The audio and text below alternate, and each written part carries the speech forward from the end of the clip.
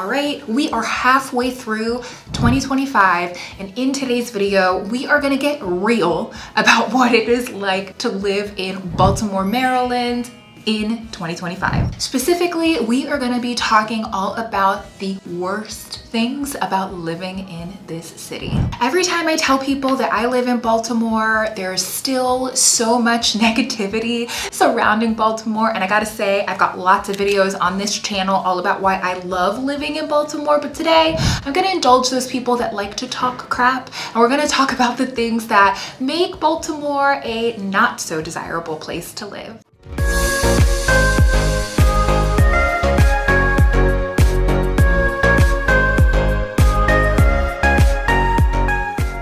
If you are new to my channel, welcome. You have come to the right place for all there is to know about living, working, playing, and thriving in the Baltimore metro region and beyond. I am Persia. I am a local Maryland realtor, and I absolutely love what I do. So if you are thinking about making a move in the Baltimore metro region, whether it's in the next 9 days or 90 days, please reach out to me and to my team. We would absolutely love to help you make that transition. You can call us, text us, email us. We can set up a video chat, and it will be our pleasure to help you make the move. Okay, so let's get started. Like I said, there's so much stuff to love about Baltimore. There's rich history and culture, beautiful architecture. The food scene is amazing. There's lots of amazing bars, cocktails. Like, the city has so much to offer, which is why I've been here for 20 years. But let's be real, there is stuff that is not so great about living in Baltimore City. Let's talk about crime.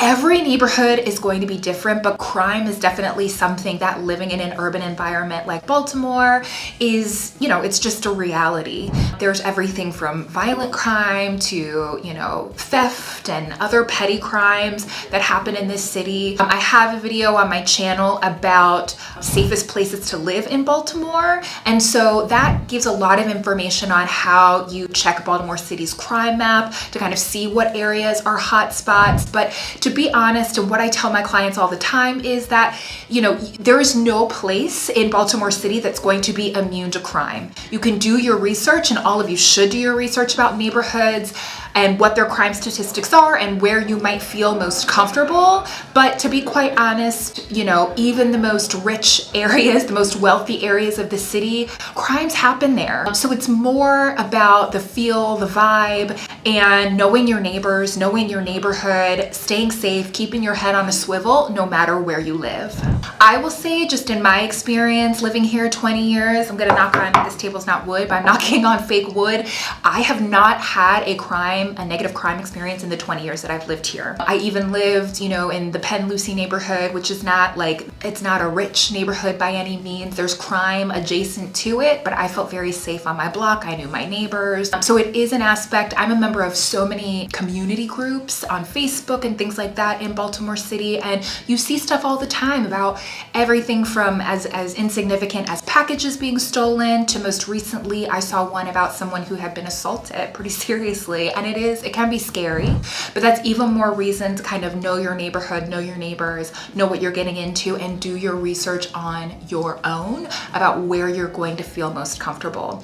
Another thing about those of you who are moving into Baltimore is making sure that when you do your neighborhood drive-bys to kind of check out the areas, do so at different times of day, right? Go in the morning, in the afternoon, at rush hour, go at nighttime to make sure that you really know the vibe of the neighborhood and what's going on during different times of day. Okay, another thing on the worst things about living in Baltimore list is traffic. Traffic congestion in rush hour is terrible. Whether you're on the Beltway or whether you are just traveling on city streets downtown or kind of near Federal Hill area, even sometimes in my neighborhood in Hamilton on Parent Parkway, things can get really congested and really dicey. And one thing that I hear from people who are local to Baltimore and people who are not local to Baltimore is the fact that drivers here kind of are the worst. Drivers are impatient. They will cut you off. They will scream at you. I literally the other day had a lady yell at me and call me profanities, and I don't think I was doing anything wrong. I probably just wasn't driving as fast as she wanted me to drive, and she yelled out of the window at me, and I'm like, just another day in Baltimore. But traffic can be a beast, and people can be terrible drivers and not so nice about it. Keep that in mind. Next on the list of worst things about living in Baltimore is that we do not have very great public transportation. There is access to buses. There's also access to the light rail, which I actually really enjoy taking the light rail sometimes. You can take the light rail directly from BWI Airport into Baltimore City. You can take it from different points in the city to go like downtown to the convention center or to the ball fields, which is really nice because you don't have to worry about parking. But at the same time, it's not accessible from everywhere. There are only certain stops where you can take the light rail or take the bus, and it's not super convenient. So it's not like we have a very vast metro system like other cities, even like DC. I think their metro is much more robust than any public transportation that we have here. So I feel like most Baltimore residents, unless you're living in a very walkable area of the city, which I have a video on most walkable neighborhoods, but unless you're in a very walkable neighborhood, you probably are going to be reliant on a car. And if you do have to use public transportation, it's kind of a pain in the butt to take it, just being honest. All right, next on the list of worst things about living in Baltimore is all of the vacant buildings, vacant lots, vacant houses. It can really be a drag. The Able Foundation has estimated that there are over 15,000 vacant homes in Baltimore and over 20,000 vacant lots in Baltimore. And that really can contribute to, you know, a feeling of urban decay and blight and just depressing environment, to be honest, in certain neighborhoods.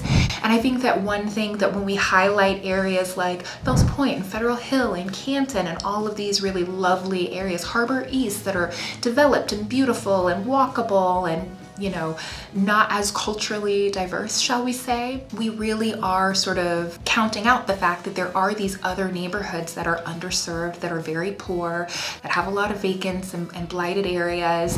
And I will say I'm currently working with a developer that is, you know, improving some of these blighted areas and doing so one house at a time.